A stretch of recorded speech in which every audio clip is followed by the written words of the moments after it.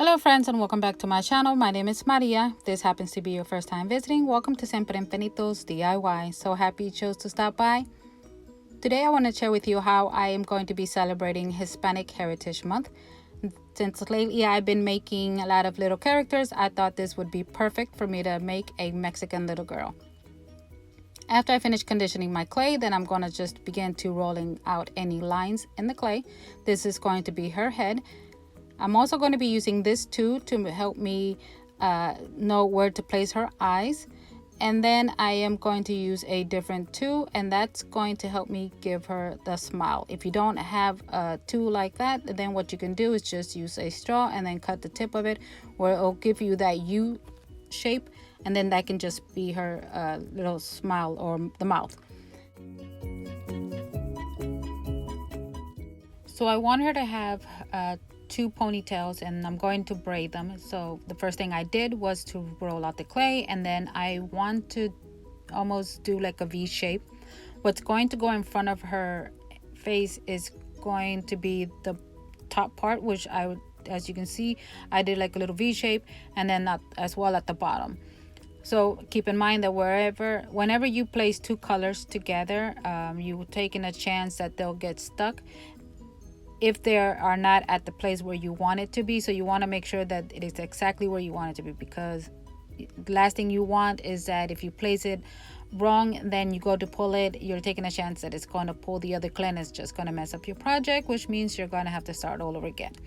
Okay, so now that I have the hair exactly where I want it to be, as you can see there, I'm trying to roll it back, which I was lucky that it did not get stuck on there because I had just placed it. So I had to be really quick to doing this, and I want to give her two ponytails. So I went ahead and got some scissors, and then I just cut the clay, but I made sure not to snip it off all the way, and then I was able to braid her hair as well.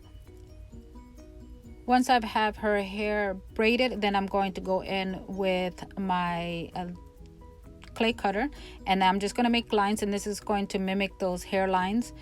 I'm going to do the same thing to the to her braids, and then also in the back of her head, and also on the top of her hair.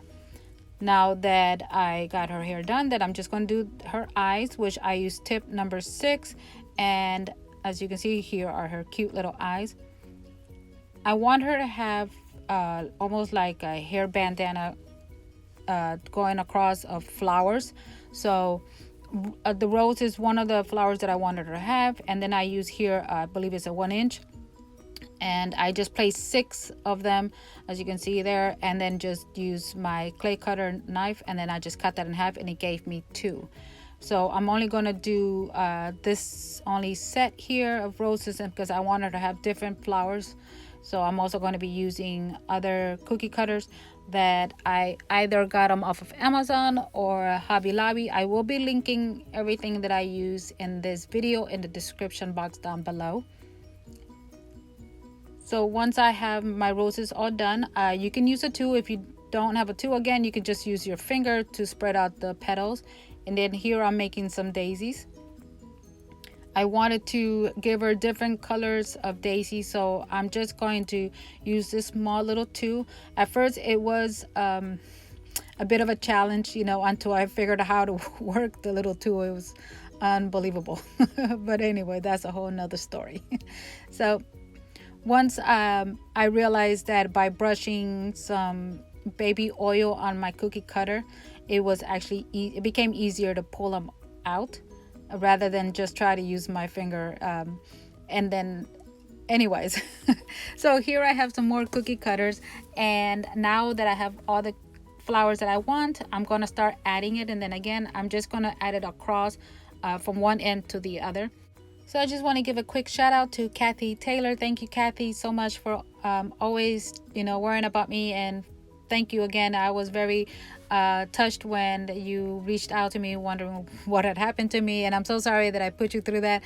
I was just taking some time off, wanted to get some rest, but thank you again so very much. Also, thank you guys for continuing to support my channel, and also to everyone who just recently subscribed to my channel. Thank you so much, guys, for subscribing and for being part of my channel. I really appreciate every single one of you. So with all of that being said, let's get back to the video. I went ahead and also made a little flower that I wanted her to hold. And now it's time to give her some rosy cheeks. I also went ahead and added Mexico's 3 colors, which is the flag's colors. And here she's looking really cute. I wanted her to have some eyebrows, so I just went ahead and also, I'll show you in a minute, that she has some eyebrows. I don't know why, but she started to remind me of Frida. So I don't know, you tell me. Here she is.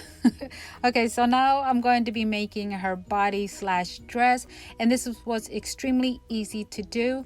All I did was almost like a teardrop shape, and then I wanted to make sure that it was the right size. That's why you keep seeing me measure it. And then as you can see here, all I'm doing is just pushing the clay in the middle, at the bottom end, because I wanted to almost look like ruffles at the bottom of her dress. And like I said, this was the easiest dress I have ever made. And I just kept doing this, I just kept shaping it, until I was happy. And the same way that I did the dress is the same way I did her sleeves. I did not use any tools, just my fingers, just trying to thin out the clay at the bottom, at the ends, to try to make it look like if it was waving, or the wind was blowing, if that makes any sense. So once I had her dress made, and then I just went in with some colors because I wanted to give her some cute flower designs and what have you. After making this, I'm thinking about making a little boy as well. I don't know, you tell me. Once you see the end, let me know if you think I should make a little boy. But this was extremely easy to make. It did take me, I did have to actually let her head sit overnight, because I kept touching it and I kept, pressing little dents in there. As long as you don't press all the way in, you don't make deep dents, then don't worry about it, because it'll eventually, they'll go away. But I just kept touching her head, and I was afraid that I was going to do that and they were going to be in too deep, because I just had to make sure that her head measured. Maybe I should have done her body first and then done her head afterwards. But usually whenever I make a little person, I'm always or my characters, I always make the heads first, and then I go with the body after, to try to size to make sure. But I don't know. I'm just rambling. Anyway, so here I am just making little flowers again for her dress. And I want it to look very festive as well, because I chose to let her head dry overnight. When I placed her head on top of her body, the braids were in the way. So if I would have put her braids in front of her body, it would have been sticking out, which you will see in a minute. But if I would have tried to place them in the back, then it would have tilted her head looking down, and I would have not liked that. So I had to add a neck on her, but that didn't work. So I had to remake a whole new head, which you will see at the end.